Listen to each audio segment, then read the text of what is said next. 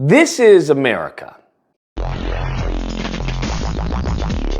Oh my goodness. So this story was brought to my attention and I want to be shocked by it. I genuinely do. I want to be shocked and alarmed by this story because it's a very jarring story. But unfortunately, I've grown desensitized. And I think that's a troubling state that many black people are in this country, is that we've grown desensitized to the struggle. We've grown desensitized to our demise. When we see a youth perishing, when we see our adults perishing, when we see us as a group, when you see us as a collective in certain socioeconomic disadvantaged positions, we have grown desensitized to that. Where in some cases, as a coping mechanism, we now wear it as a badge of honor. And I think that's troubling. And I gotta do a reset. And what I'm talking about is this case, that is old as time. And that is an officer with a black man. And this kid, and I'll call him a kid, he's 20 years old, right?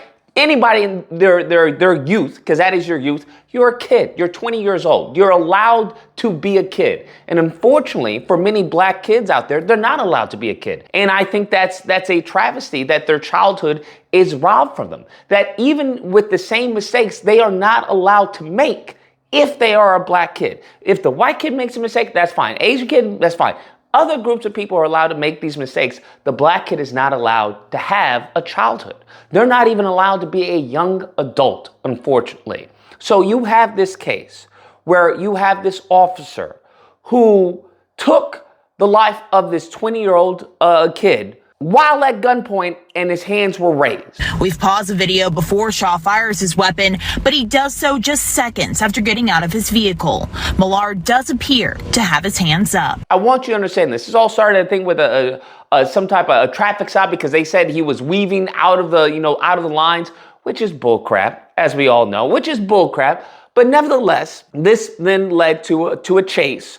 They box him in, and he's like, all right, and he puts his hand up. The officer gets out of the car and immediately fires one, fires off. And this kid is no longer with us. The officer has been charged and was convicted, And this is something that I want to bring up constantly, unfortunately, that I have to. But it's not about the charge. And I understand it is almost impossible to get an officer charged with any type of crime. Shaw pled guilty to involuntary manslaughter in Millard's death. Prosecutors asked for 10 years with 2 to be served behind bars. The system makes it as their scapegoat is, well, we don't want these officers to be in fear of doing their jobs, right? We don't want to hinder them doing their jobs. So what they do, instead of making sure you have competent officers, what they do is they give them just essentially a blank check legally where they can do damn near anything. So when you get to the point where an officer is charged, and this officer was charged with manslaughter, it's something of a miraculous event when they are convicted. And this officer was convicted. Now, as I've said before, it's the same thing with politics. It's the same thing why I keep, very much bringing up for black people to be good at politics. You got to learn civics. Instead of learning about the NFL or NBA, we've got to learn about the system that governs us. If we wish to change it, if we want to make some change, if we have a list of demands, we have to know who are we bringing this list of demands to. That's what we have to know. And in this case, you have the charge, you have the conviction, now you have the sentencing. Along this process, these racists will find a way. If it's not with the charge, because they'll try and bring up, well, what happened before? What's the criminal record of the person? All these statements that they don't bring up with any person who is white, You won't hear anyone on the right bring up Ashley Babbitt being a criminal. You won't hear that. You'll hear them doing what? Attacking the officer. Now, when we have a black person, it switches up. It's night and day. So when it comes to the charge, if you somehow manage to get the charge, now you have to worry about the conviction. And as we just saw with Daniel Penny, conviction is difficult as well. That's where we get the races, where these people, you have to argue with them that you are human. You have to argue your humanity with these people as to why you shouldn't perish, as to why this person was innocent, as to why that was an overreaction from the officer or from the, the vigilante or whoever it was, why that person was innocent. It's always you have to prove your innocence. Innocent until proven guilty is for other groups of people, just so we're clear. So then you get the charge. Well, guess what? That's not it. Because now you have to worry about the sentencing. And in this case, you have the officer who admitted guilt. Let me just remind this to you because I think it is absolutely pertinent to this story. It is pertinent to the overarching theme that is this country and its relationship, its arduous relationship with Black Americans. And that is this officer admitted guilt. He said, hey, I took this kid's life. I did that, and I'm going to hold myself accountable, right? I'm going to, take all responsibility for my actions. Whatever that may be, I will take it. It is what it is. I'm sorry.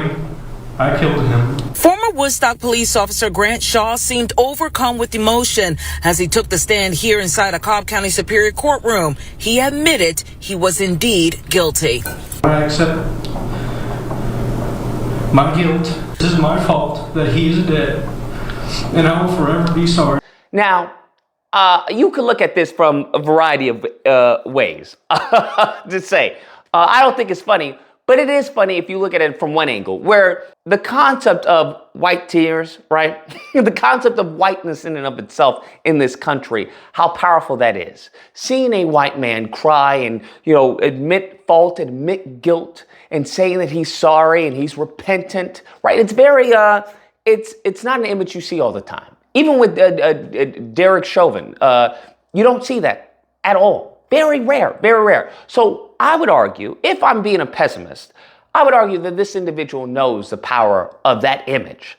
The power of that image and what it does to people. It's the same way as far as what they say when white tears with a white woman and a black man is charged. It's a very powerful image. It brings back the image that they have conjured up via slavery. That brings that up, and it brings up an emotion inside a lot of American people. Inside of, if you're over 30, you're going to have that feeling. And most of the people who are in these jurors and whatnot, and the judges, are very much on the boomer side of the spectrum of age. So him crying like that, I would argue, if I was, once again, being pessimist, I would argue that was very much manipulation.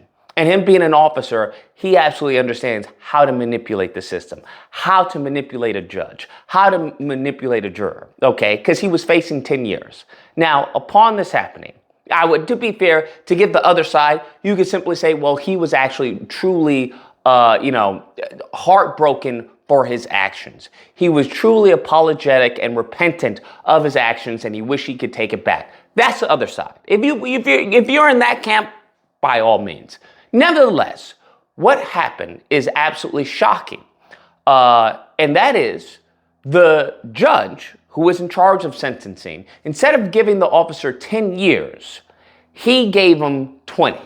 Now, I know that would be absolutely shocking. That would be truly shocking because that would be justice. That's what that would be. But instead, that's not what happened. I'm sorry. What happened is what happens in America. What happens is why many of us are desensitized. And what happened is the judge gives this officer probation. That is correct. I believe he gave him probation and house arrest. Shaw pled guilty and put his fate in the hands of a judge instead of a jury. He faced 10 years in prison. He was sentenced to probation and house arrest. That's what he gave to a murderer.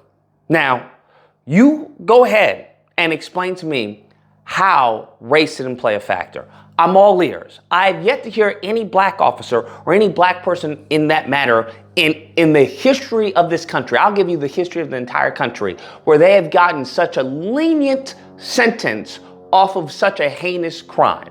You tell me. Because the only thing I can say that was even comparable is of the white kid who did a heinous act, right? The R word, and then the judge was like, hey, he comes from a good family, he should be free. That's the only thing comparable.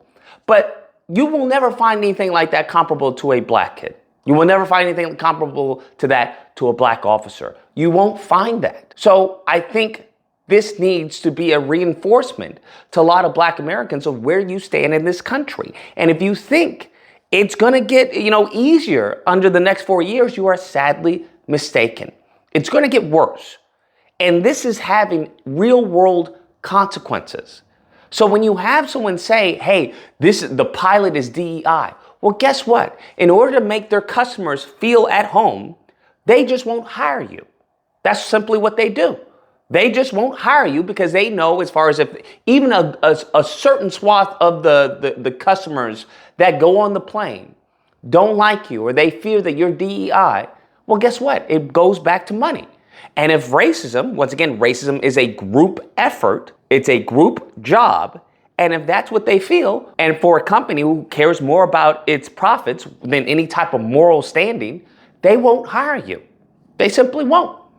And this will have a ripple effect on a multitude of industries. So all they have to do is really nail in that image that is so potent in many people's memory banks of you being a criminal, of you being lazy, of you being a monster. Everything that is wrong with this country, they'll simply put on your back. Damn. And we see with a white judge what he gave to this white officer.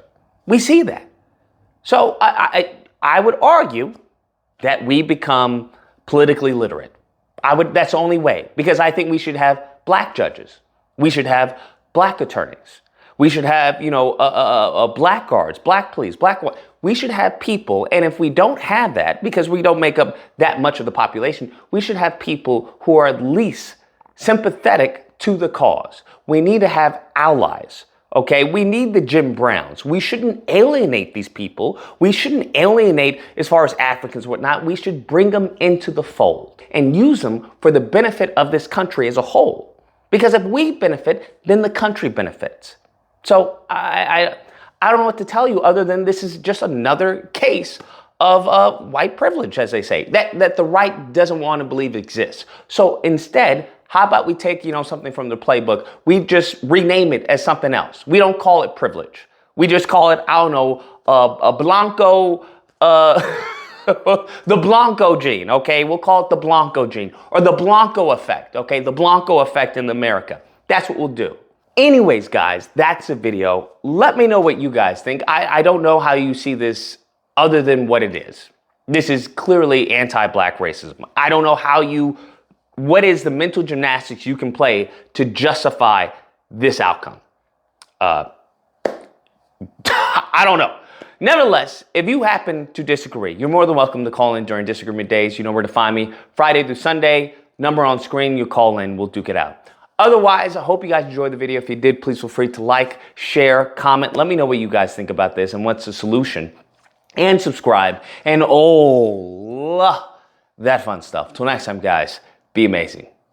He was sentenced to probation and house arrest.